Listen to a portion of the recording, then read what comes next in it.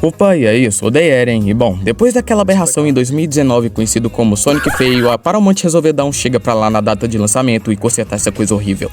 Então em 13 de fevereiro de 2020 saiu Sonic the Hedgehog, o filme, e o pessoal vendo que agora não tinham pago o Sonic pra atuar no filme, as salas de cinema se encheram muito, obviamente. O filme em si é meio, sei lá, não é ruim, até porque temos o Sonic com CGI lindo correndo no longa-metragem, mas toda a ideia dele ser um road movie com um humano e todo cheio de piadas piquião e os esquilos não combinam muito com Sonic, ainda mais com alguns designs tipo do Robotnik sendo super básico desse jeito. Mas mesmo com esse design e uma personalidade um pouco diferente das dos jogos, esse Robotnik é bom demais, tudo por causa do Gold que tá atuando. Jim Carrey é simplesmente um monstro, mas o filme mesmo com seus problemas é divertido e as cenas de ação são muito boas, com a direção que sabe fazer um personagem lutar com super velocidade. Mas tudo só melhora com sua sequência Sonic 2, que elevou o nível de praticamente tudo comparado ao primeiro, ainda com humanos que são um erro numa parte desse filme. Falo disso logo, mas os humanos aqui não incomodam numa grande parte do filme, porque eles vão pra um casamento e o Sonic protagoniza o filme quase todo. Ainda melhora com a aparição do Tails, que é um personagem super carismático e que foi muito bem adaptado, e toda a dinâmica dele com o Sonic funciona muito bem, com os dois sendo seres diferentes numa sociedade que estão.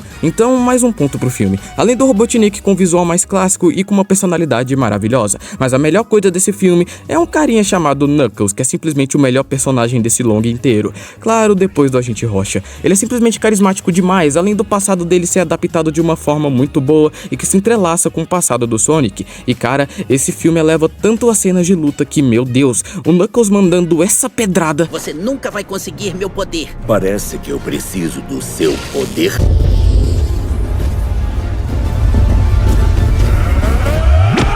Além da luta final no templo, que, meu Deus, isso é Dragon Ball puro. E ainda de sobra tem Super Sonic. Cara, isso é um filmaço. As coisas ruins é que desde o primeiro filme os caras colocam uma música pop nada a ver, nos momentos também muito nada a ver. E a cena do casamento é tão podre que eu tava assim no cinema. Mas mesmo assim, no final, esse filme ainda é muito bom. Só que ainda nesse filme, numa cena pós-créditos, essa cena ocorria. E então em 2024 chegava Sonic 3, o filme que faria dessa a melhor saga de jogos adaptadas pro cinema.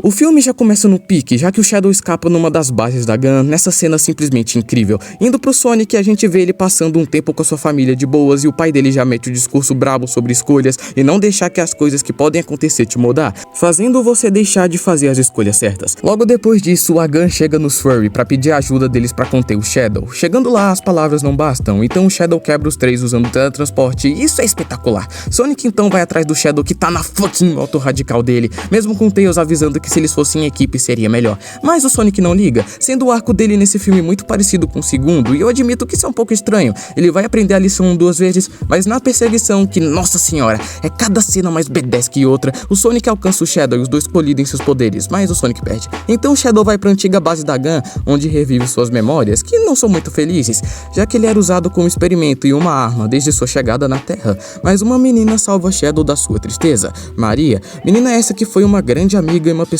muito gentil por isso. E os dois fazem uma bela amizade, e eu tenho que ressaltar que a cinematografia e direção desse filme arregaça o primeiro e o segundo, porque aqui ela tem um tema muito mais sensível refletido no passado do Shadow pra mostrar. Então isso culmina em cenas bem mais trabalhadas, como por exemplo nos devaneios do Shadow, onde ele lembra da Maria e seus momentos juntos, e em uma das cenas a Maria coloca uma música pra tocar num disco de vinil, inclusive com a câmera focando no objeto. E logo depois mostra flashbacks dos dois com a música de fundo, mas quando chega as memórias ruins e Shadow sai do devaneio, a câmera foca no objeto de novo, mas agora com o mesmo velho e empoeirado, e a música, ela não toca mais, representando toda a angústia e sentimentos do Shadow em relação a Maria e a sala em que ele tá agora. Uma sala que era um lugar sombrio, mas que era iluminado por Maria e gerava bons momentos, agora era só uma sala com destroços e poeira, sobrando apenas o solitário ouriço. E cara, eu realmente não esperava esse nível de direção num filme do Sonic. Enfim, nessa mesma sala, um cara misterioso aparece que consegue juntar o Robotnik com a equipe Sonic a invadirem o tal local. E essa pessoa, não surpreendentemente, é Gerald Robotnik, avô do Eggman. Fôssemos dois personagens de um filme interpretados pelo mesmo ator. Cinema!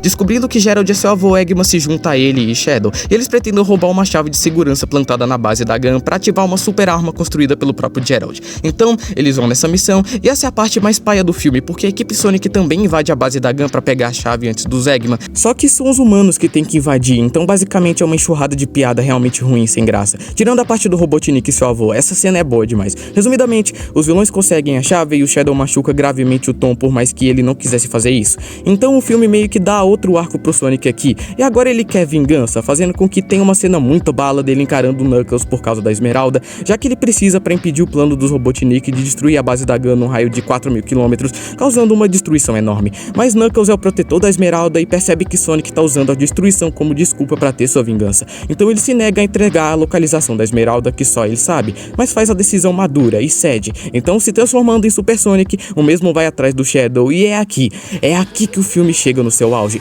com o Sonic quebrando a janela da nave e indo esbugalhar o Shadow, com a batalha sendo destinada ao planeta Terra, onde no final essa cena ocorre.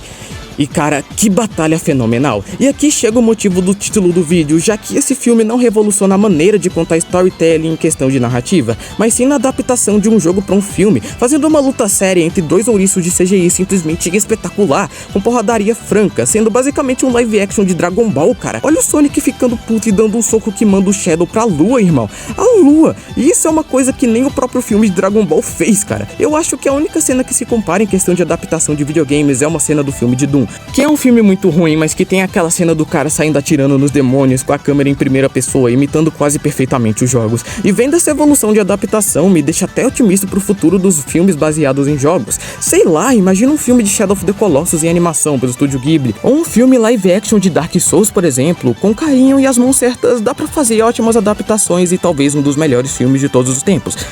E admito que eu tô pensando no filme de Shadow of the Colossus quando eu falo essa frase. Mas voltando pro foco, Sonic manda o Shadow até a lua num soco e vai finalizá-lo, mas é óbvio que ele não faz, já que independentemente da situação, nada deve mudar o Sonic de quem ele realmente é, e vingança não faz parte dele. Então ele se senta junto com o Shadow nessa cena simplesmente linda, e os dois conversam sobre vingança, e se realmente era certo pro Shadow fazer aquilo que estava prestes a fazer. Ainda mais que o raio da GUN não vai destruir uma parte específica de um estado, ele ia destruir o planeta Terra inteiro junto com a nave onde os Robotnik estavam. E eu realmente me surpreendi com esse plano. Tipo, o vilão quer matar todo mundo e se matar, cara. Eu realmente não esperava isso no filme do Sonic. Então, em meio às palavras de Sonic, Tem uma coisa mais poderosa que a dor. O amor que sentimos pelos outros. Você precisa se agarrar a isso, Shadow. A Maria pode ter morrido, mas o seu amor é para sempre. Shadow, em meio aos seus devaneios, lembra da frase de Maria. A luz brilha mesmo depois que a estrela morre. E eu tenho que falar que essa é uma das melhores frases desse filme e que realmente te pega muito, cara. Ah, e eu também esqueci de falar que eles realmente adaptam a história do Adventure 2, no sentido que a Maria realmente falece na base da GUN. Só que aqui é um pouco mais leve, porque meio que foi um acidente de um dos soldados. Nos jogos eles queriam realmente assassinar todo mundo. Mas agora vendo que não valia a pena concluir aquele plano, já que o amor que ele sente por Maria é eterno, e o que ele faria com as pessoas lá embaixo seria a mesma coisa que fizeram com ele. Então, os dois se unem e viram dois furries loiros. E é cinema, já que eles lutam junto com a música do Adventure 2 de fundo.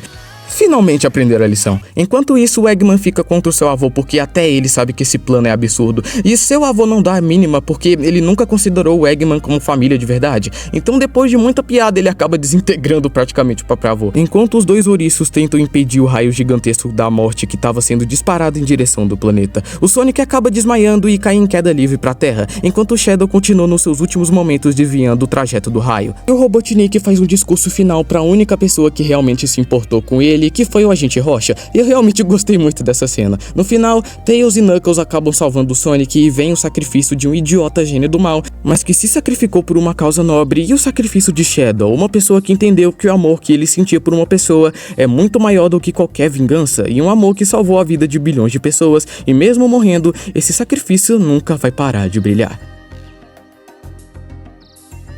Enfim, essa foi uma review um pouco esquisita, pelo menos eu acho, já que eu não fiquei destrinchando o filme inteiro, mas eu falei das partes que eu realmente gostei muito e que são superiores aos outros filmes, mas que rendeu um bom filme no geral. As únicas ressalvas que eu tenho com ele são algumas piadas que talvez podem ficar um pouco fora de tempo, onde deviam priorizar um ar mais sério, como no segundo ato do filme, e que infelizmente as cenas de luta são muito boas, mas são muito curtas. Eu queria que o Shadow e o Sonic transformados tivessem 5 minutos de porrada, no início e também no final do filme. Eu espero que na continuação que vai ter o Gold Metal Sonic tenha, sei lá, 1 hora dedicada só pra porradaria entre os dois. E também tem a Amy, né, que aliás o design também tá muito bonito. Mas enfim, esse é o vídeo, obrigado por assistir, até a semana que vem, fiquem com Deus e tchau.